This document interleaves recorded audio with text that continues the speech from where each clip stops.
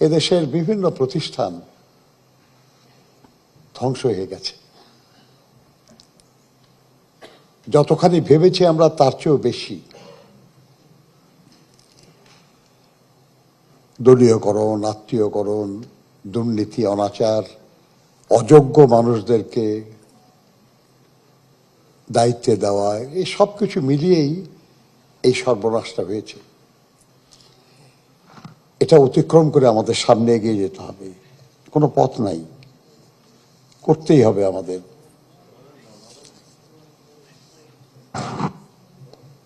এখানে আমি বলি যে আমাদের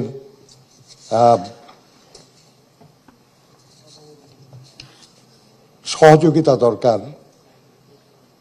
যারা খুব সক্রিয় রাজনীতিতে বলেন, সমাজে বলেন, ব্যবসায় বলেন, কর্মে বলেন, কিন্তু তাদেরও অনেকের মনে অনেক কষ্ট, অনেক কষ্ট। আমাদের যুব সম্প্রদায় হতাশ। আমাদের দেশে আমরা জনসংখ্যা, এটাই সমস্যা বলি। রাস্তা হাঁটা যায় না, গাড়ি চলবে না, জাম হয়ে আছে, জ্যাম হয়ে আছে।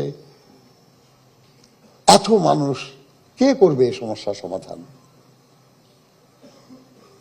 কিন্তু একটাই তো পথ। শহীদ জিয়া বলতেন যে মানুষ তো শুধু মুখ নিয়ে জন্মায় না যে খাবে, সে তো দুটো হাত নিয়েও জন্মায়, সে খাদ্য উৎপাদন করতে পারে। সে তো একটা মগজ নিয়েও জন্মায়, যেটা যে সে ভাবে এবং দেশের কল্যাণের জন্য কাজ করতে পারে।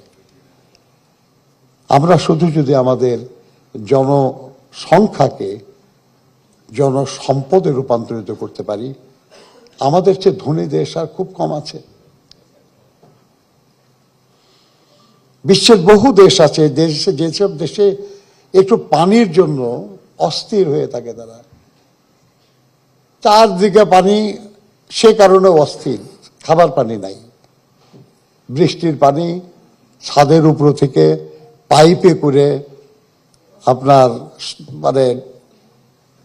স্টোর করে সেটা দিয়ে তারা প্রয়োজন মেটায়। আর আমাদের দেশে বন্যায় সব ডুবিয়ে দেয়, আবার খরায় ধ্বংস করে ফেলে। এই যে সুযোগ, যখন পানি বেশি হবে তখন যদি সেটা আমরা সংরক্ষণ করতে পারি, এবং যখন কম হবে তখন যদি সেটা কাজে লাগাতে পারি, তাহলে তো পানির সমস্যা আমাদের থাকার কথা না। সেটা করতে হবে। কিন্তু আমি বিশ্বাস করি আর কি, যে আমরা যারা বয়স্ক মানুষ আছি,